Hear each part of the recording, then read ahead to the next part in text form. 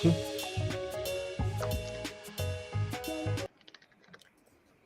morning, everyone. Welcome to Sales Chatter, the logistics podcast, where we aim to help 10,000 reps hit a million GP. I'm your co-host, Ryan Mohammed. With me is my main man, the bodacious cowboy, President CEO of RGTX Logistics Solutions, Jeff Dickinson. How are you doing this morning, my friend? Good. And we also have a really good friend, Dean Croke, the principal analyst for DAT Freight and Analytics. So let's go. Let's go. To the HPLS podcast. Live, relevant, and high performance information, conversations, and education weekly.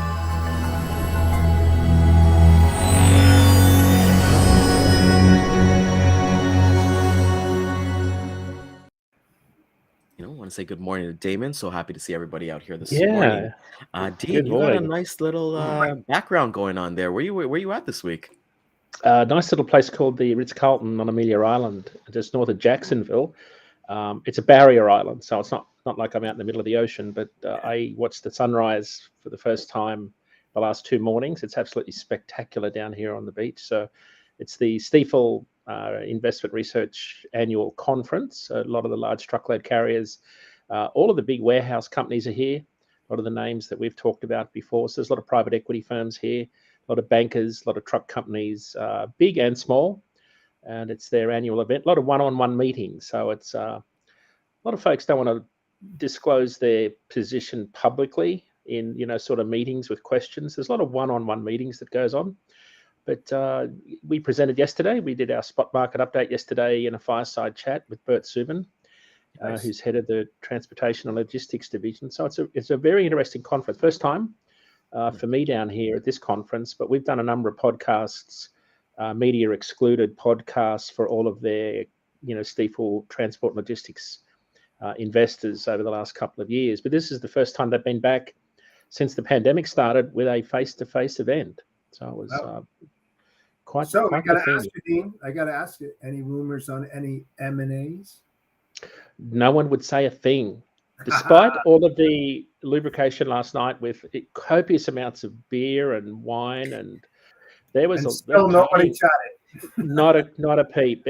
We tried hard. My wife was leading the charge because she can sort of get people talking without them even knowing they're talking, and she couldn't get any intel out of anybody either. So they were all very coy. I think they go to a school on how not to disclose information, but talk at the same time. They're pretty good at it.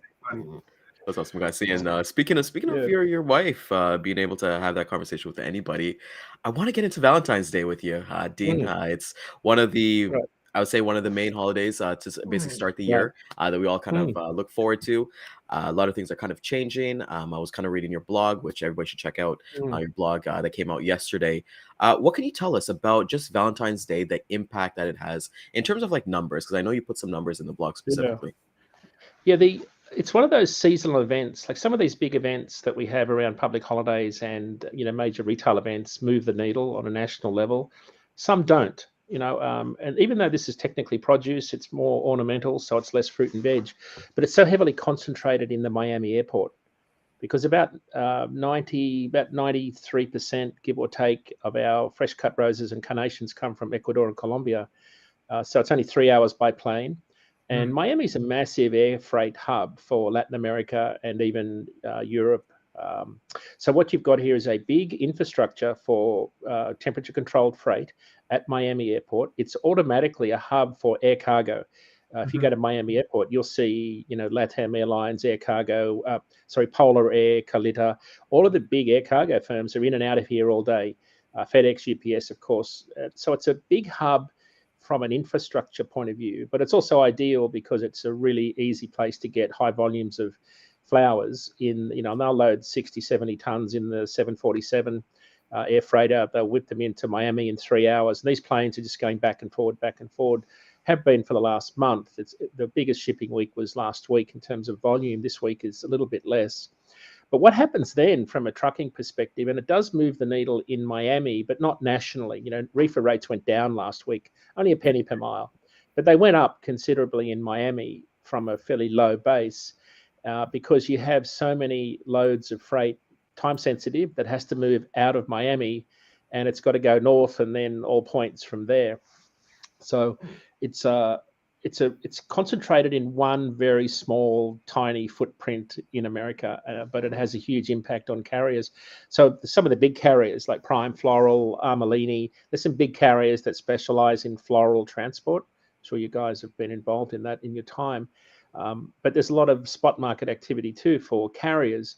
So what you see is as the early part of produce season starts in Lakeland, Orlando districts and sort of southern Florida, and then flowers start coming in big numbers, you start to see spot rates go up in both of those markets in central and southern Florida, which is what happened last week.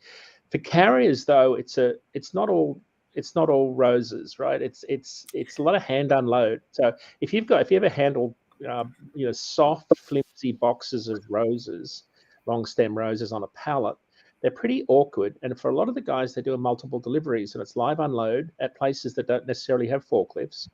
Some of the big locations, of course, are well equipped. But if you talk to a lot of drivers that end up with these loads, it's not a lot of fun for them. And of course, it takes a while to unload them. But when you're deep in Florida, you take what you can get, and because it's a deep backhaul market. Oh, yeah. One of the data points that we said here in my report, I'll just quickly read it. Reefer rates northbound out of Miami up 15 cents a mile last week. So national rates were down a penny, but out of Miami up 15 cents to only $1.36. So remember, that's excluding fuel. You have to add 55 cents to that. Miami to Philadelphia up 9 cents to $1.41. Brooklyn loads were up to $1.53. Outbound Lakeland loads up to $1.30. These are pretty, these are not decent rates. They're very low rates if you're a carrier. Probably great if you're a broker buying capacity at that low rate. But for carriers, it's sort of, really don't have a lot of choices because there's so much volume coming into the state versus going out. So rates are going up. They normally, produce season out of Florida will peak in May. So after that, it gets too hot. So we'll start to see produce or rates for produce reefer loads start to climb between now and May. But we're still a long way south of where we were this time last year. Like we're almost $1 a mile lower than where we were on all of those lanes this time last year. So the market has really cooled off from that in that regard. So that's sort of the Miami Day story. It's a fascinating one that sort of happens over it starts early January. They start bringing in the volumes early January, but it really ramped up last week and this week, and that's when it dies down pretty quickly. To the point, it's such a big deal that Prime Floral will put out on Flora. Is it Flora or Floral? I can't remember the name, but Prime Inc. have a massive floral division, and they will put out on their website sometime around the start of the year all of their surcharges and all of their schedules that they have for shipping. So there's only certain days of the week they'll ship. They had temperature set. I think they require all of the flowers to be delivered at 55 degrees into their shop before they load them on the trailers. So there's very strict shipping and temperature control and packaging that goes on around this, and then surcharges. They add a surcharge to these loads, and I think it's somewhere between 10 and 20% they apply as a surcharge on loads during this period of time. So that gives you an idea of how much volume there is because they start to impose these surcharges each year. So that's the story around roses.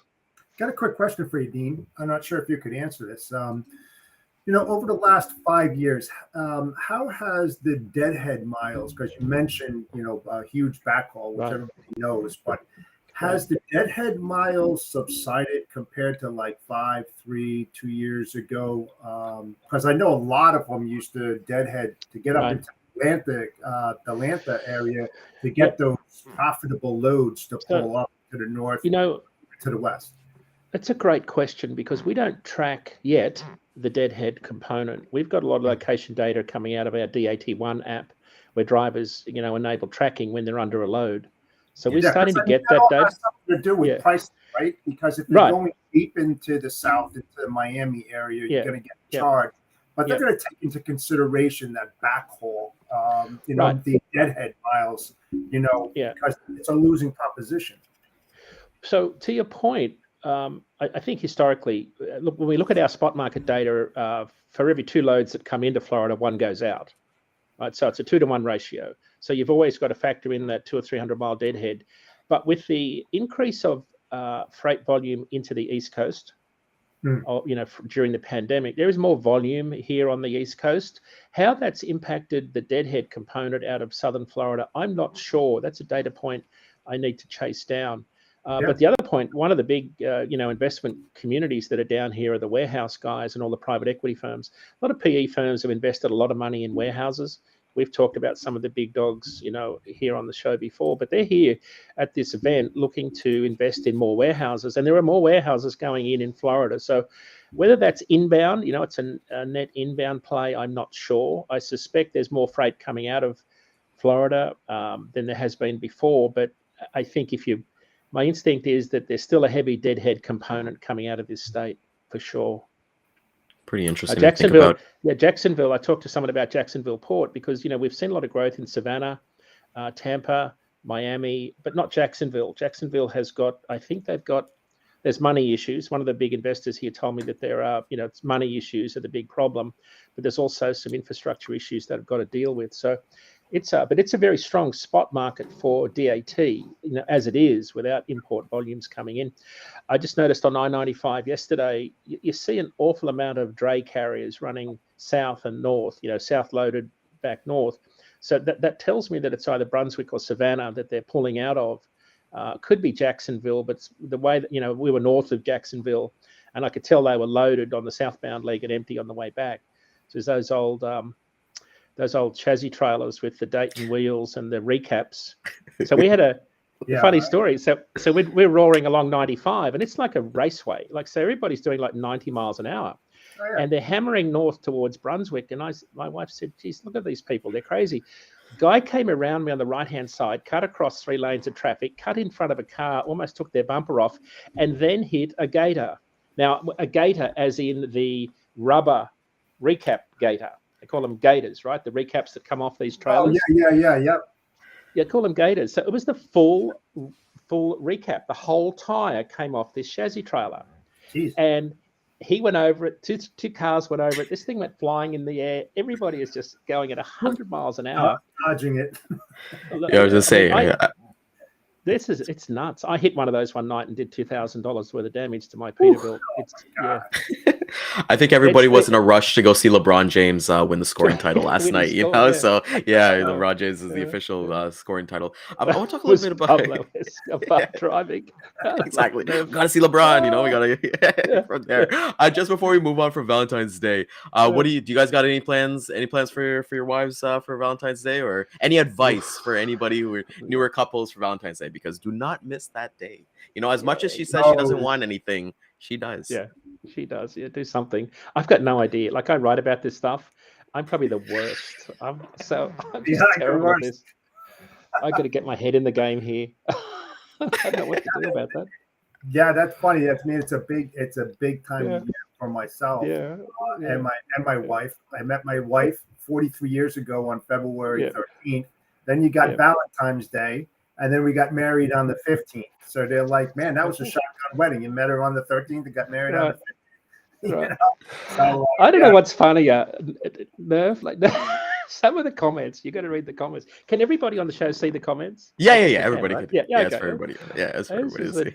It's hilarious. You hit a gator. It was a barbecue. You got to make sure it was fine there. Hey, I'd love to have it. What's that? Gator meat is pretty good. Have you ever had that? No. I definitely. I mean, they have it like Louisiana gumbo with gator meat in it. It is pretty good. I would strongly recommend you try that. Does it taste like chicken? No. I mean, that's what they say about frog legs, right? It tastes like chicken. Never ate frog legs, but I had gator, and I didn't realize it. I was like, man, this is good. What's in it? And the guy told me. Yeah. I was in Louisiana. Oh, that's gator. And I was like, are you kidding? Gator roti. I'll try to get a gator roti later on, like that. Yeah. But it's for gents, just from experience that I have with Valentine's Day. Even you look at the other companies that are just blooming. Look at Edible Arrangements. I would love to see their numbers on Valentine's Day and Mother's Day. right? I would think like those guys are just booming for great companies like that. Yep. Fun fact for you, Dean, you know when you see in those stores, like they got those like cheesy like Valentine's bears and they come with like a little chocolate, like it comes like a little package. You see them in Walmart and stuff. Right. There's a customer that we're talking to that they do 15 loads a week out of Mexico. Really? Into the States. So I know you're talking about Mexico quite a bit, and it's Right, crazy to think like those right. things are coming out of there. Yeah, I think it's very commodity specific, right? The nearshoring. It depends on, iPhones are probably very labor intensive. They'll stay in China, but certain commodities can be nearshored to Mexico that maybe aren't as labor intensive. So yeah, I think that's probably one of those categories. But you're right. So you touch on a point. There's a lot of volume that's already moved well ahead of the flowers moving out of Miami. So chocolates, beer, all those sorts of things. Well, not necessarily beer, I guess. That's Super Bowl. But there's a lot of volume that's moving that's already positioned in market that has a longer lead time. So some of our folks said, well, shouldn't we see a big bump in truckload volumes out of Hershey, PA for chocolates? I said, well, no, not really, because a lot of it's moving continually year round. Yeah, and people will have this inventory in place as before. So we don't see, when you think about where a lot of the volume comes from for big events like this, we don't see the needle move really anywhere except in Miami, because there's such a concentration in a small 3-digit zip code. But question for you, Dean. That's because we always make fun, like when we're coming up to close to Christmas, we always joke about Christmas trees, right? That's always like the joke that we always kind of have on the show. What has the biggest market that you've personally seen? Like, is it going to be the flowers coming up to Valentine's Day, or is it going to be those Christmas trees going into Christmas? Right. You mean just over the course of a year? Over the course of a year, yeah. It's a really good question. I would say Christmas trees. Yeah. So Jeff, sort of, I think you beat me to it, but North Carolina is sort of number 2 or 1. Pacific Northwest is maybe 1 or 2, depending on volumes. You get a lot out of Quebec and northern Maine. So yeah, I think nationally, Christmas trees is probably the most intense. It starts before Thanksgiving. I mean, they've all got to be in car parks before Thanksgiving. But you see wreaths start earlier than that in vans. You'll take the trees for wreath makers. And then, of course, the export to Hawaii starts probably 3 to 4 weeks before Thanksgiving. So it's a much longer duration event and reasonably specialized because of the live unload load deal. And the other thing too that a lot of people don't talk about is depending upon how fresh those trees are, you have to worry about the sap content inside those trailers that have to be cleaned out. So there's additional charges that are going to be incurred. I think when we talked about this, I think Nerf said that he or somebody had a leaf blower. So when they would get to maybe it was a friend of mine that was unloading down, and he has a leaf blower, so they come out and blow the van out before he goes to his next point. But sap would be definitely a point. So yes, I think it's more Christmas trees would have a bigger impact. More bigger. It's probably the wrong grammar, but and then produce season, of course, going into July 4. That's the biggest impact on the produce side. I think other ones would be potatoes and onions.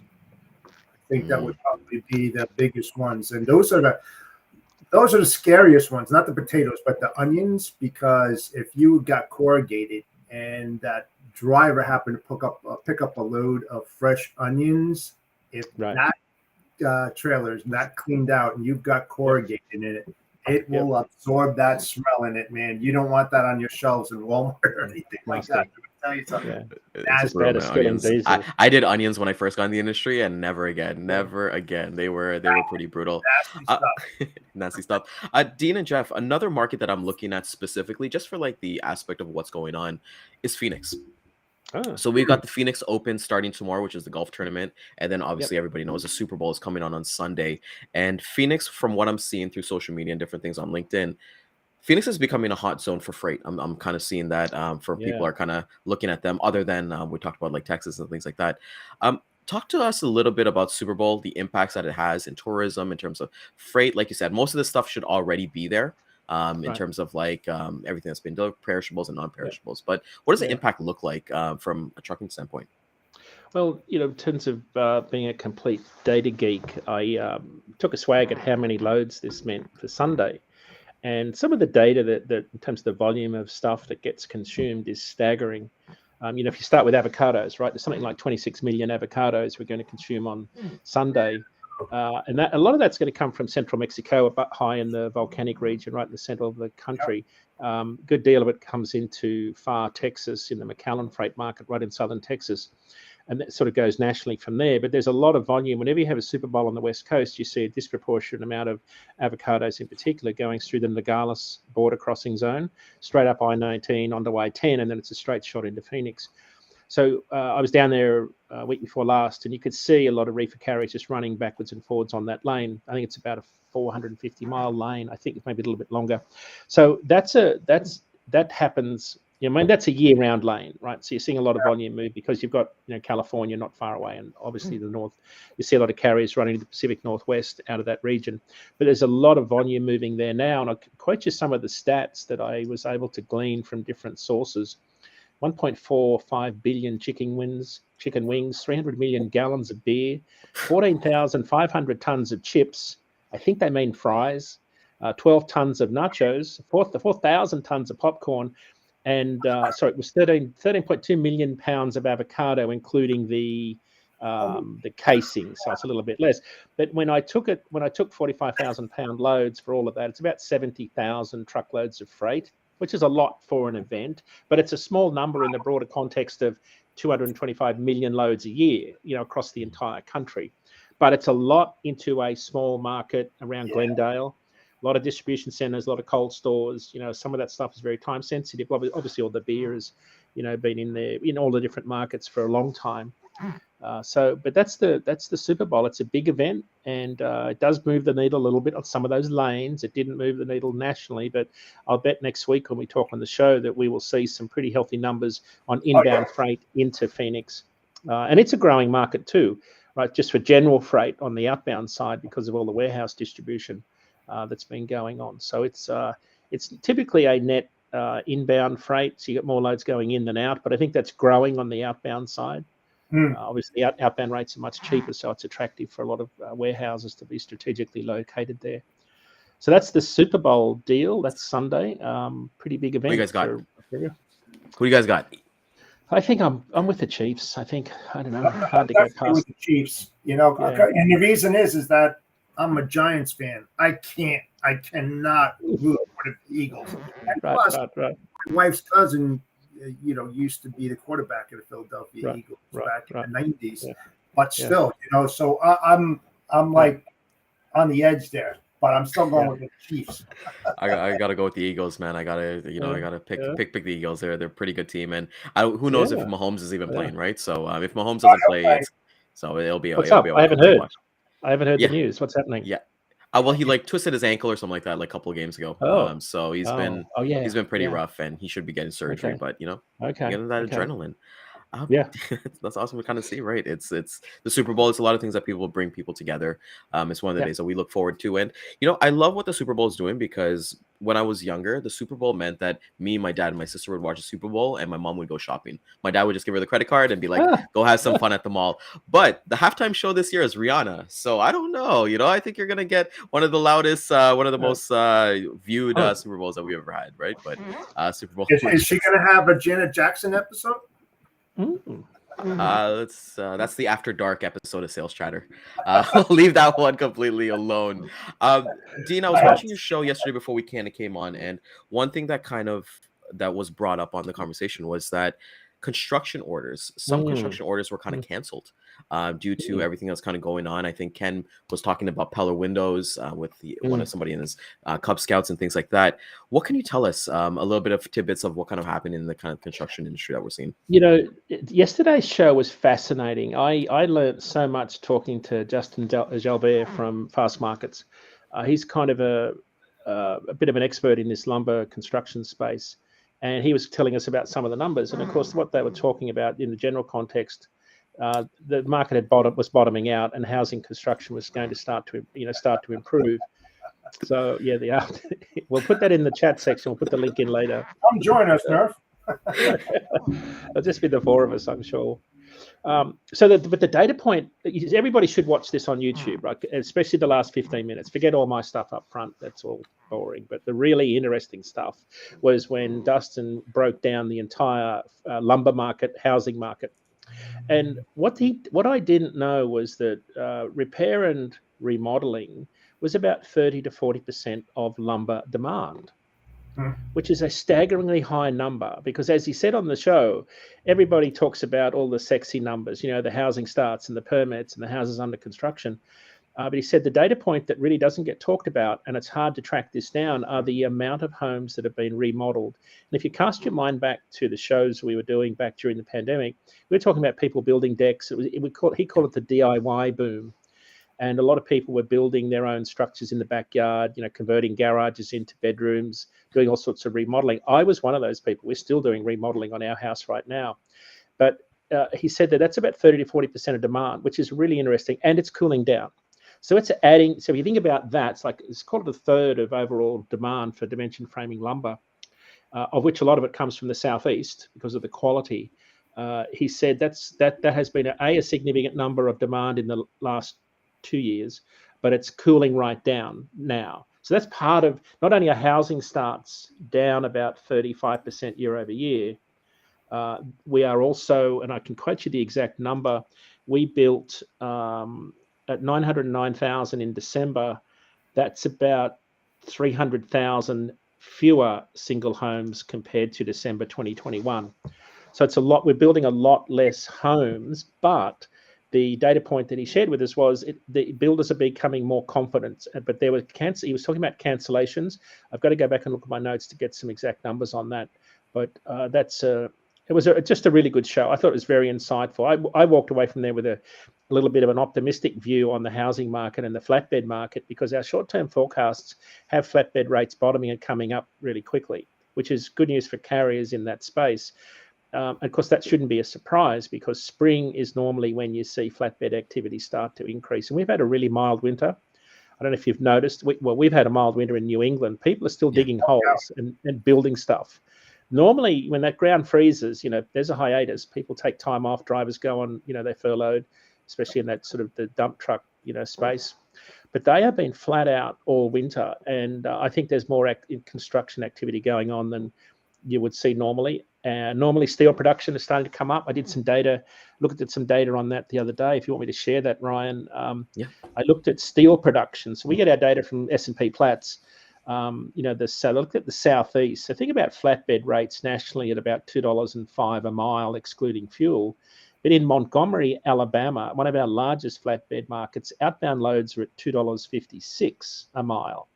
470 miles from Montgomery to Lakeland, Florida, $2.72 a mile.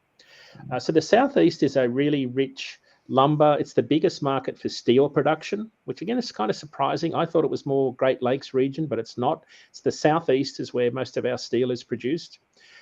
Steel tonnage is up for the second week in a row in the Southeast. Still down about 4% year over year, but still up. Gary, Indiana is the second largest steel production market. Load post volumes are up 30%. So there's more spot market activity coming for coil steel and rebar and plate and all that sort of stuff. Even Chicago flatbed rates are up. So when you think about the Southeast, it's a very strong area for flatbed carriers, and the outbound average rates are much higher than the national average because there's so much more steel volume. And of course, that coincides with the annual peak in steel production in March. Now, it also coincides with a lot more lumber moving. It also coincides with the peak in imports into Baltimore and Houston for a lot of ro-ro machinery. So you've got a lot of roll-on, roll-off, rubber-tired dozers, bulldozers, skid steers, backhoes, all those things. That peaks typically ahead of planting season. So March is a really busy time for flatbed carriers generally, and we're already seeing rates start to move back up after a pretty significant drop. In the last couple of weeks, or in fact the first 5 weeks of the year, flatbed rates have dropped the least.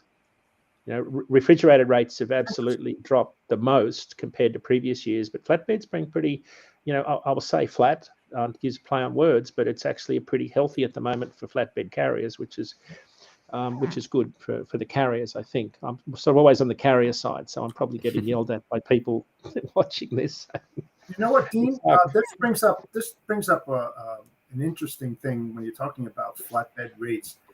And the reason is if you recall, POTUS signed a $1 trillion infrastructure bill back in November of last year, which everybody was predicting was going to have a huge impact because the sheer capacity that was needed to move all the steel structures Right, around the right. country to rebuild, the bridges and the roadways, Yeah. etc.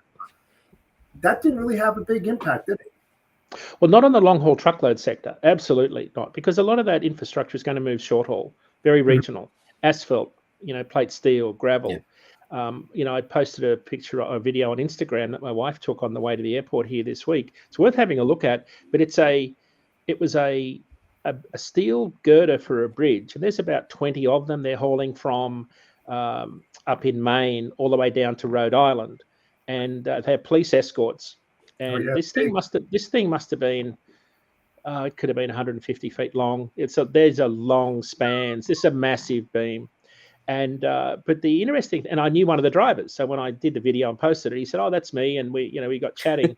But this was the infrastructure bill at work, because every morning at 9:30 on I-95, every morning they've been running, and I've seen them a couple of times running. I thought that's interesting, and the really interesting thing for me was they had a police escort front and back, but they were flying in the hammer lane.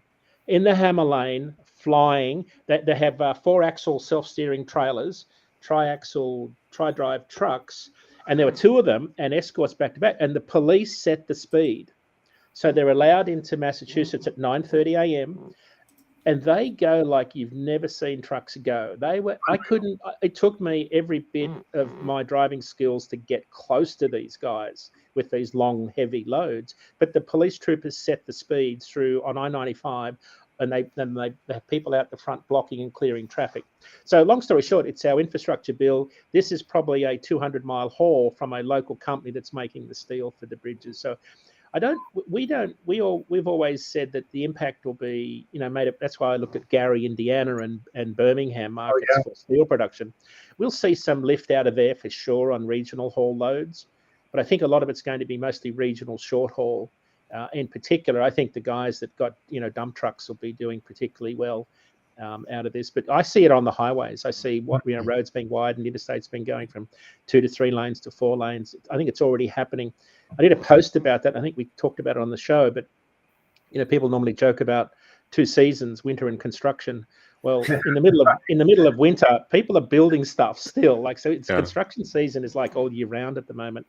So I think we're seeing the lift, but we've still got too much capacity, right? So when we look at our capacity numbers, we were losing capacity up until December. We lost 2,000 carriers in October, about 1,500 about 2,900 in December. Early part of January, we've turned positive. So it means there's fewer carriers leaving, more are coming in, but it's only 1 week's worth of data. So I'm not getting too carried away. I've got to wait for 4 weeks worth of February data before we say that the market has bottomed out in terms of the exodus of carriers leaving the industry. And that sort of lines up with how we think spot rates are going to play, because our short-term forecasts already have spot rates bottoming out this week and next at about $1.75 to $1.78 a mile. So that's where we think we're at the bottom of the spot market, which is important if you think about where do contract rates go, because they'll follow in a few months. They'll follow back up, even though new rates coming in from routing guides are down 6% in dry van compared to previous contracts. They are still going down, but stubbornly, slowly. For shippers, carriers are being more price disciplined, is the word I heard from the large carriers yesterday. We also heard that from our shippers. They were sticking with their incumbent carriers that played nicely during the pandemic, giving them more volume, lower rates, but going deeper with them, in terms of that relationship and partnership. And then, as we've talked about on the show, for the brokers on the call, strategically pushing more volume to the spot market on low volume lanes, which is really a place where I think we can do some incredible work, in terms of moving freight. Getting more freight out of the contract market into the spot market is one of the trends that's driving some of those volumes, because we are still seeing, even though volumes are flat and so much more of freight is moving under contract versus spot, we're still seeing more spot volume in week 5 compared to prior years by about a factor of 9% more than the average for week 5. So there's much more spot market volume moving, which is good for brokers and good for carriers in the spot market. I love that you said that. And just coming back to, I don't know if you guys are seeing it in the States, but what we're seeing. So my wife and I, we've hit 2 years in our new home, and we're looking to obviously expand and get a bigger house. But what we're seeing is that a lot of people are doing like they're doing renovations in their house to make it more modern. I think the big thing, I don't know if everywhere else is, but the big thing in our area is open space. Just having Right. that open Right. concept and not having walls, like not having walls for sections of Right. rooms. I remember my Right. childhood Right. home, everything had walls. You want to go to the dining room, there was walls. If you want to go to the kitchen, there was walls. But even if you came to our house, everything's completely open concept. And I understand because my dad is a contractor himself, and he says even his weekend jobs, those weekend warriors of like Right. doing renovations, like adding bathrooms to a basement or some simple Mm. things like that doesn't affect outside, like if you want to build a deck and something like that. So Right. it's interesting to see. And I was actually going to call one of my customers is Suprema, and they're a large manufacturer of construction goods, and they were saying yesterday on a call like they're basically staying until March, and then that's when everything kind of picks up. So it's going to be Right. a kind of a Right. slow crawl, and Yep. kind of want to Yep. confirm capacity and all that fun Yeah. stuff, right? So Well, David it's interesting Jackson to see. here on David Jackson from CEO of Knight Swift, who's probably would they be the largest for hire carrier in the country? Knight Swift, I guess they would be, right? For hire truckload. On the presentation yesterday, he said that, and he said the same on their earnings call, that unanimous response from his shippers was that their inventories will be run down by the midpoint of the year, and they will be back to normal order cycles in the second half of the year. So that's why a lot of the truckload carriers are very upbeat about the outlook around the middle of the year. That's about when we think contract rates will turn. So that's what our forecasting is looking for. But that's when he says the unanimous response from our shippers is that we'll have our inventories back to normal, we think, by the middle of the year. But that's a good sign for all of us. I think that shows some more stability coming back into the market, more Just hope it predictability. happens. What was that? I just hope that it happens. Yeah, me too. Well, so one of the analysts here jumped up and said, "Well, why are you so optimist?" When I was talking on stage, and I said, "Well, I just how I'm wired. Like I always see the glass half full."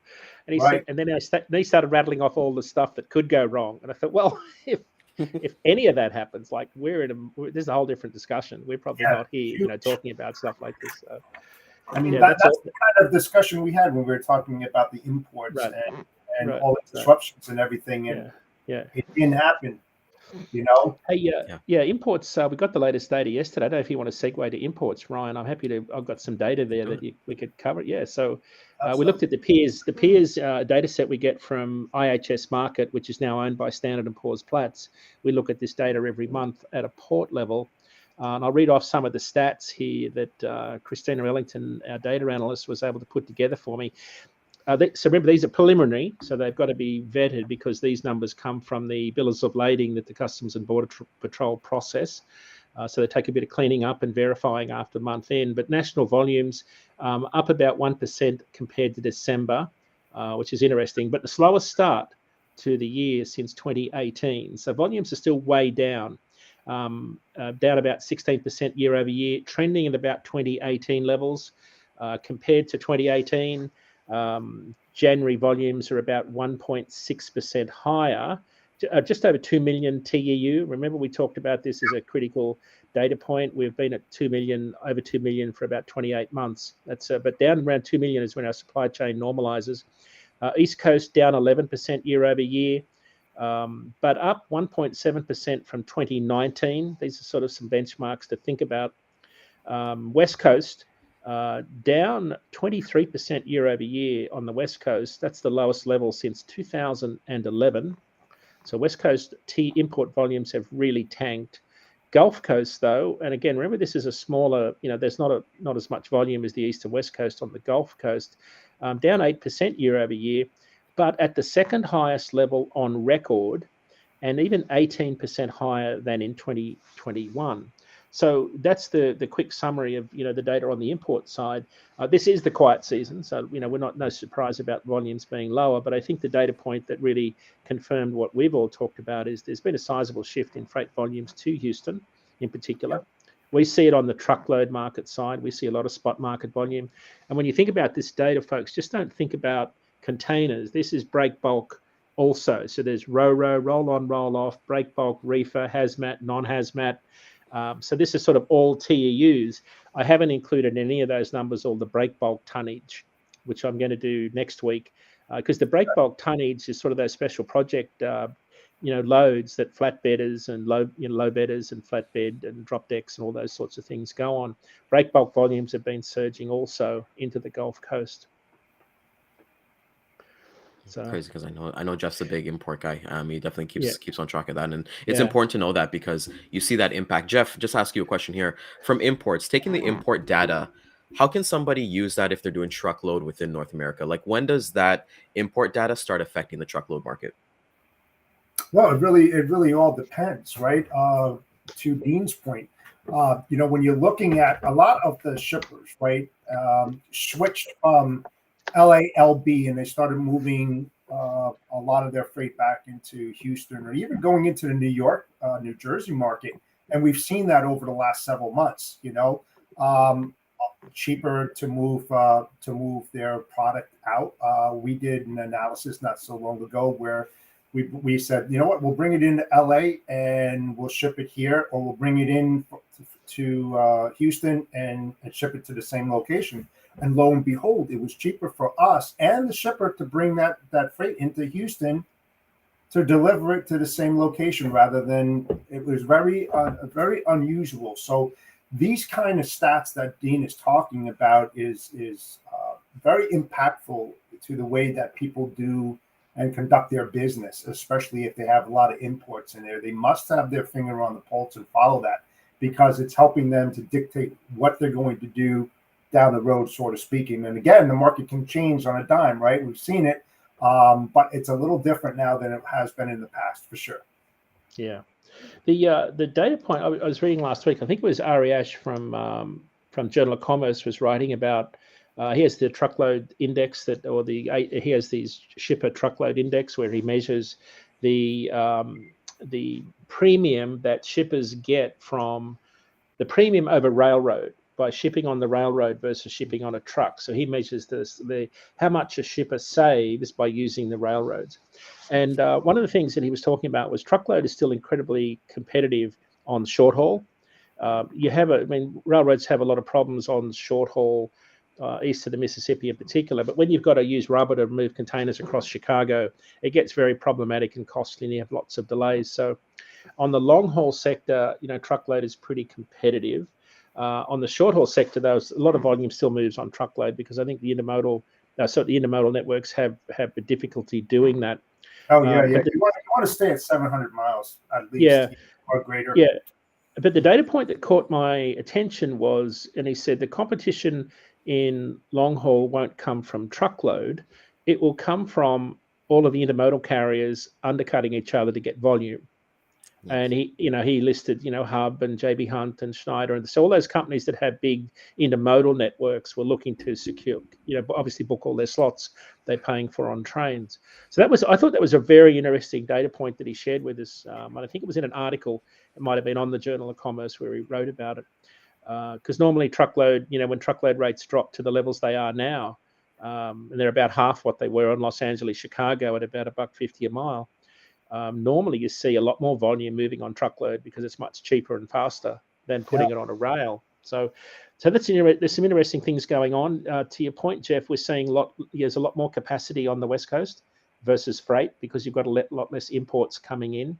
Yep. I think the interesting play here is that the ILWU hasn't ratified their agreement that expired last July. So, so I'd love your perspective on this, Jeff, because if you think about spring inventory, that probably was ordered, late last year and it's already in. But, shippers that are making ordering decisions now for summer, fall, next retail season in December inventory, they would have to be thinking, I need to keep my ocean routing services away from Los Angeles again for the second year. Was that how they would think about this at this time of the year? I don't think so. I just think that a lot of shippers out there are very tentative because of disruptions they saw in the past, that they just don't want to take that chance and be hit with the D&D charges, which and is just the substantial. total disruptions. I mean, I don't know. I think they would pay a little bit more if they need to get that transit time that's needed to get their inventory into their warehouses rather than take that chance and have it sit there for weeks on end. So, right. So what sort of lead time? Like if I wanted, if I'm thinking fall, inventory, fall fashion inventory. A lot of that's going to move on air cargo planes, of course. But let's just say we had something that had to be here for fall, some particular commodity line. When would you typically be ordering that from a shipper's perspective if it was coming from overseas? Oh, I mean, it depends on where. I mean, I have a friend that is seeing like 30-day transits. That's the transit. So, but I have to get it booked into the factory. It could be 30, it could be 45, and right. depending upon what port it's coming in, the typical delays of getting it through customs and clearing it, and being able to get in there and get the containers, I mean, 50 days. I mean, as a general, sometimes they move it in a little quicker so that they don't run into those disruptions. I mean, look what just happened on the railway with that huge derailment, right? Yeah, in Ohio. In Ohio. I mean, I don't know what that's going to be as far as disruptions in that area, but man, that was bad. So remember the last 2 years, the holiday season inventory we saw in 2021 come in. I think it was like June, July. It was starting to surge. Volumes were surging. I think the same thing happened last year, a little bit earlier last year. So that's why a lot of that freight had already been moved. So I'm kind of curious if you're a shipper looking at ocean routing, would you be thinking the same thing this year, given the probability of West Coast delays is still there from a labor perspective, but because volumes are so low, the throughput's there. You can get freight in and out. So I'm just curious as to whether this East Coast shift in freight sticks, or whether some of it goes back. Modern trends too, and how much space that these warehouses have available to bring in this new inventory. Right. I don't have those stats. I don't know if you have those stats as far as where it was, where it is now, and how much space on average they have available, depending upon where that warehouse is located in the States. I mean, it's all relative, right? It's that timing. It's that timing of being able to get it into the States, being able to warehouse it for a period of time before those key holidays and those things.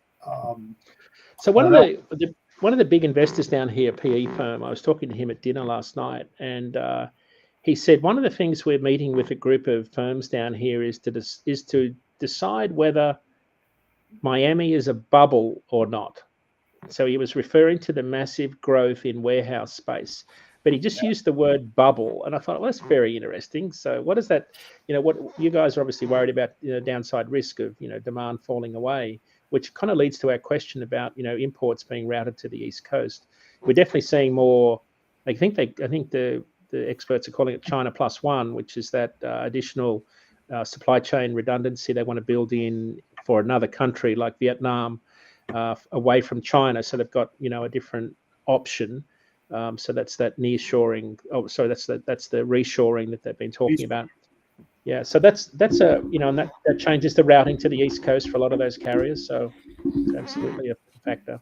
Yeah, people are looking at different types of options and alternatives because of what they went through, during the pandemic and all the problems and issues that they have. I mean, do you blame them? No, not really. Not at all. Not at all. Well, yeah, I mean, probably so. If they look at how much money they spent on D&D and all this, high labor cost and transportation and all of that, maybe it's worthwhile for some of them. Maybe not all, but some of them, and I'm sure they're looking at that.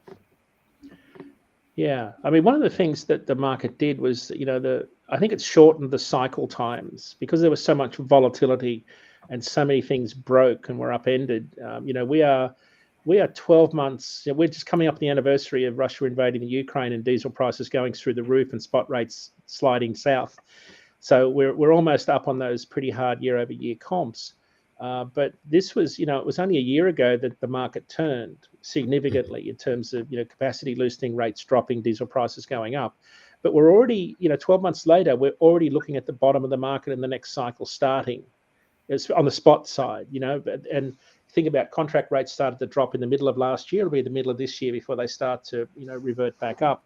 That's a fairly short cycle compared to previous years. So I think the data point that we've been looking at is the duration of cycles. They seem to be getting shorter, but much more volatile on the up and the down is what we've been looking at. If I get in the camera frame, it's like that. So that's what's people. It's like the guy that's asking you to navigate, right? And he's on the dock and he's just going like this. I said, no, dude, do this. Yeah. So I can see you. Yeah. Don't just keep going like that. Then I'm breaking the deck leveling plate, and I'm in. And then they know they hit it when you get that whiplash. Yeah. You know. Yep. You're there, dude. Yep. That's it. Yeah. So, all good. It's awesome kind of see. And Dean, I think like all this data that we're having, like we talked last week, tell that story with data, with all the information that we have today, because I know for myself, there's so many topics we can go and talk to our prospects about right after this call specifically. Valentine's Day, Super Bowl, all the imports, construction, all that stuff. And the one thing that I think what's we should be using is in being able to be clear and concise with what we're actually telling the story to be, right, Jeff? Yeah. Because you always want to kind of just say, hey, this is what it is. What are you seeing?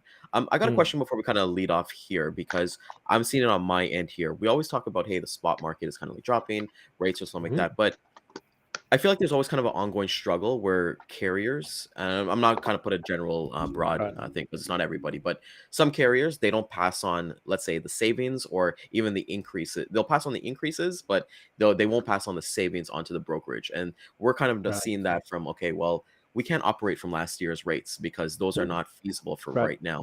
I would love to get both of your thoughts as Jeff being an operations guy and Dean being the data scientist as well. Yeah, I mean, I'll have a swag at it. Just from an operating cost perspective, we've seen carriers be much more disciplined, but not prepared to lower their costs anywhere near what they did in 2019. There is less capacity in the market, but they've got much higher operating costs. If I look at my spreadsheet today, my operating costs at $1.95 a mile, I'm up 13 cents a mile year over year. I can't give that back. Like if I was going to into an RFP for, a solo truck owner operator, I can't haul for less than that because I'm dropping $1,500 in diesel in my tanks every 2 days, 3 days. You just can't do it. So the big change this time around is we've got a new floor in operating costs. It's the same for Werner and Swift. The big dogs have got higher operating costs because they've had to pay more to get drivers. So they save a little bit on the fuel side because they get volume discounts, but everybody's operating costs have gone up. And the thing is that carriers have been, when I say disciplined, this is different. They haven't normally just, chased, it hasn't been a race to the bottom. Rates are, if you look at contract rates, they are very stubbornly decreasing, but not at a very fast clip. So I think that's what we're seeing, a much more disciplined market this time, mostly because of diesel prices. Yeah, I think the main thing is that when you're negotiating prices for your customers, now what I say to the carriers, I do a mini RFP, so it's not a substantial one where it's locked in for a year because of the volatility in the market. So what I'll do is I'll go back to the carriers and go, listen, here's the rate that we're looking to hit. Here's my benchmark. If you're able to hit it, this is what I'm going to do. We're going to revisit every couple of weeks or maybe every single month to see what the market's doing and whether or not you're getting paid appropriately.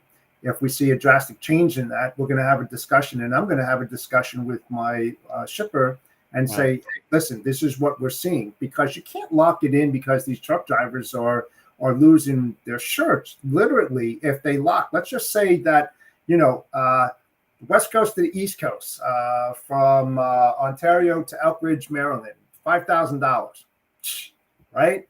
How is that? How long is that going to be sustainable? It's going to hit the $7,000 to $8,000 at some point.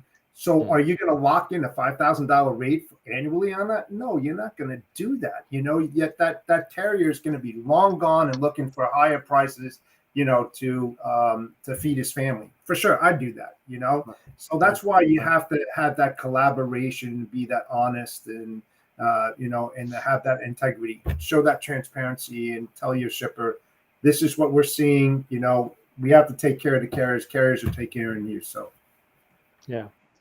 I was just, pulling up some rates here, so while we talk about national average refrigerated rates for all, temp control and frozen at $2.09 excluding fuel, So what's that? $2.09. Call it $2.70, the give or take, including fuel. The average spot rate for hauling fruit and veg specific loads nationally is $3.78 a mile. Wow. So the last time it was $3.78 a mile was back on 5/11/21. So if it depends on where you are and what you haul, right? And the national, as always with the national average, remember we say on the show here, there's no one home at the average because it's an average of everything. But there are specific markets and lanes that carriers can run, and you could bid on where the margins are much higher and the demand is much higher. Our national average is $1.78, but our top 50 lanes are $2.02.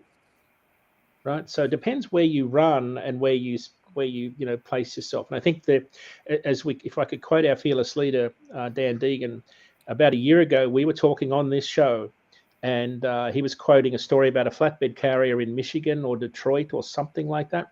And our advice at the time was, you need to get ahead of this and get your capacity locked in before this market turns. And I'm already seeing those warning signs for flatbed carriers right now. This market is going to turn, capacity will tighten, and rates will go up. So if you're in the contract space looking to move project freight, getting your carriers in line now and getting the right rate set is going to be absolutely critical, I think, this year. Yep. Absolutely. I could not agree with you more. That's what it's all about, and that's why a lot of carriers, when they see, project freight, how long is it going? Right. Always ask that question seriously, because they don't want to get locked in to a ridiculous price that's not sustainable for them to go through the whole year. They're not going to do it. Right. They're going to drive real fast away from you. See ya. Well, I saw that with show freight, like concerts. Right. There was a concert last year that they quoted like last February, and it was moving in October. And when they came to us with the rate, we laughed, right? We're like, there's no way, like this is. What do you mean? Yeah. Like I was like, are you missing some zeros here? But you can't really, even for us too, like we do show freight here, we don't quote out stuff unless it's like 90 days prior, just because we can't, just because how complex it is, right? It's just with the insurances and everything. Well, in sales, that's called the flinch test, right? See who blinks first. Yeah, throw a number out. So throw a number out and see who throws up. That's right. It really comes down to how risky are you. I mean, that's what it comes down to, because you got a cheap rate like that, you don't know who's going to be picking that up high right now. I don't think it's worth it. Seriously. I had a boss. We would go into Case Farm Machinery in Australia negotiating our Case contract, because we moved Case Farm Machinery, Case New Holland, all over the country. And he said, if you smile once, I'm going to beat the crap out of you when we get back to the yard. He said, you keep your best poker face. Don't you dare smile, because when I throw the number out, I don't want you to even blink. And he was a master negotiator. This was like, but he said to me, don't even crack a smile, don't blink, don't do anything, because the guy's going to be watching you for your reaction. Because if you do an eye roll or anything, we are toast. So the negotiation was really a flinch test on the CEO, but we had to keep our poker faces to see what his reaction was first. It was a really interesting negotiation tactic. I don't know whether you guys do that, but I always I'd fail. I smile all the time. I'd fail. So. He's got to be nice and friendly. He said, no, it's $5,000 a load. And just he said, what? Take it or leave it. Well, let me tell you what we have to do. Yeah, blah blah blah. No, it's awesome to see. So, Dean, want to thank you so much for coming out, for taking time out of your busy schedule. I know you could have been on the beach with your wife this morning, but you decided to come here and be with us this morning. So it's truly appreciated. Thank you so much. Appreciate it, as always. Awesome. And, from behalf of the Bodacious Cowboy and myself, I want to thank everybody for coming out this morning. Please catch the replay at 12 and 3 p.m. Eastern Time, LinkedIn, Facebook, YouTube, and Twitter. Join us tomorrow as we hit our season finale. We hit recap week 4 of what we talked. So that was actually last week, the discussions that we had, clients for life, and different discussions that we're going to have tomorrow. So tune in tomorrow, 9 a.m. We're so happy to see everybody. Have an amazing day. Crush your sales, and don't forget, use data to sell your story so that you can get some more customers and get some more prospects. All right, take care, everybody. Take care. Audacious Cowboy out.